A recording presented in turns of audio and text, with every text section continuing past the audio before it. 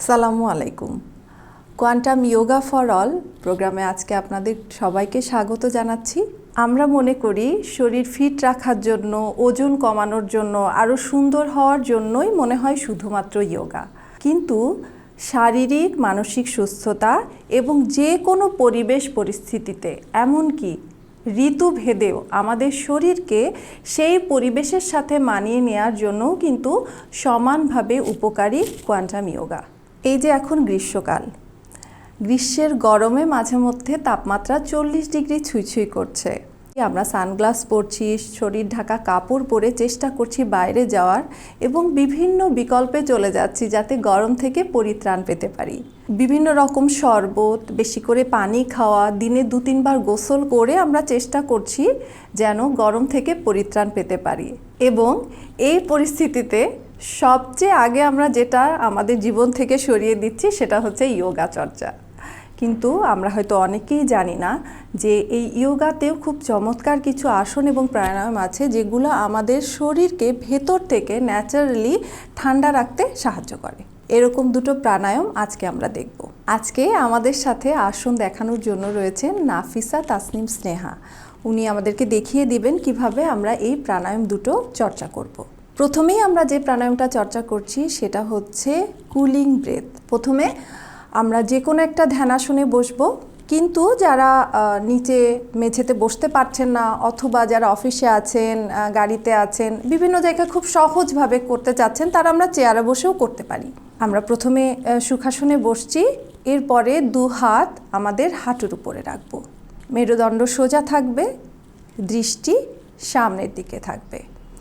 এক্ষেত্রে আমাদের যেটা হয়, আমরা যখন প্রাণায়াম চর্চা করি, যখন দম নিতে থাকি, আমরা আসনে বলে দেই যে আপনারা সোজা থাকবেন, কিন্তু আমরা যখন দম নেই তখন আমরা পেছন দিকে ঝুঁকে যাই। এই কাজটা আমরা করব না, আমরা সোজা হয়ে বসে থাকব এবং যখন আবার দেখা যাচ্ছে দম ছাড়ছি তখন আমরা সামনের দিকে ঝুঁকে যাচ্ছি। এদিকটাও একটু খেয়াল রাখবো। এটা খেয়াল রাখার জন্য যেটা আমরা করতে পারি যে আমরা সবসময় আমাদের যে চিনটা আছে, অর্থাৎ আমাদের থুতনিটা মেঝের সমান্তরাল আছে কিনা সেটা একটু খেয়াল রাখবো। তো আমরা আমাদের সুখাসনে বসেছি। এবার আমরা ঠোঁটের মাঝখান থেকে জিহ্বাটা সামনে কিছুটা বের করব, করে দুপাশ থেকে জিহ্বাটা ফোল্ড করব। ফোল্ড করার পরে যে গোলাকার অংশ তৈরি হয়েছে এখান থেকে ধীরে ধীরে বুক ফুলিয়ে দম নিব। যখন আমরা দম নিচ্ছি আমাদের ভিতরটা, মুখের ভেতরটা ঠান্ডা একটা ফিল হবে। এরপরে মুখটা বন্ধ করে ধীরে ধীরে নাক দিয়ে দম ছাড়ব। আমরা যখন দম ছাড়ছি তখন চেষ্টা করব পেটটা ভিতরে ঢুকিয়ে দেওয়া, যাতে আমাদের ফুসফুসে যা বাতাস আছে পুরোটাই বাইরে বের হয়ে আসে। এভাবে আমরা 8 থেকে 10 বার করব, তাহলে 1 প্রস্থ হবে। দিনের মধ্যে এভাবে আমরা 2 থেকে 3 প্রস্থ চর্চা করতে পারি। এই প্রাণায়াম চর্চার ক্ষেত্রে আমরা একটা বিষয় অবশ্যই খেয়াল রাখব যে অতিরিক্ত যখন ঠান্ডা পড়ছে সেই সময় এবং যাদের ঠান্ডা কাশির সমস্যা আছে তারা আমরা প্রাণায়ামটা করব না। এবং যাদের রেসপিরেটরি ট্র্যাক্ট ইনফেকশন আছে, ন্যাজাল ইনফেকশন আছে, ফুসফুসের সমস্যা আছে, তারা এই প্রাণায়াম করার আগে অবশ্যই একজন ইয়োগা ইনস্ট্রাক্টরের সাথে কথা বলে তারপরে প্রাণায়ামটা চর্চা করব। আমরা এবার দ্বিতীয় প্রাণায়ামে চলে যাচ্ছি। আমাদের দ্বিতীয় প্রাণায়ামটা হচ্ছে বামনাসা প্রাণায়াম। একইভাবে আগের প্রাণায়ামের মতো আমরা যে কোনো একটি ধ্যানাসনে বসছি, এই প্রাণায়ামটাও সুখাসনে চর্চা করব। প্রথমে আমরা মেরুদণ্ড সোজা করে বসছি। বাম হাতটা আমরা হাঁটুর উপরে রাখবো এবং ডান হাত আমরা বিশেষ একটা ভঙ্গি করব। সেটা হচ্ছে আমাদের অনামিকা এবং বৃদ্ধাঙ্গুল আমরা বাইরের দিকে রাখবো এবং বাকি আঙ্গুলগুলো ফোল্ড করা থাকবে। তো অনেকের এই ভঙ্গিমায় সমস্যা হতে পারে, তো তারা আমরা কি করব, অনামিকা এবং কনিষ্ঠা আমরা দুটোই বাইরে রাখতে পারি। এরপরে আমরা বুক ফুলিয়ে লম্বা দম নিব 2 নাক দিয়ে, ধীরে ধীরে নাক দিয়ে দম ছেড়ে দিব। এরপরে ডান নাক বন্ধ করব বৃদ্ধাঙ্গুলি দিয়ে, বাম নাক দিয়ে বুক ফুলিয়ে দম নিব, ধীরে ধীরে ডান নাক দিয়ে দম ছাড়ব।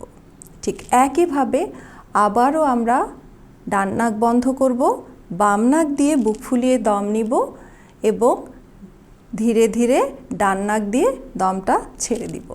যখন আমরা দমটা ছাড়ছি তখন অবশ্যই পেটটা ভেতরে ঢুকিয়ে দিব, আগের প্রাণায়ামটার মতোই, যেন আমাদের ফুসফুসে যতখানি বাতাস আসে পুরোটাই বের হয়ে আসে।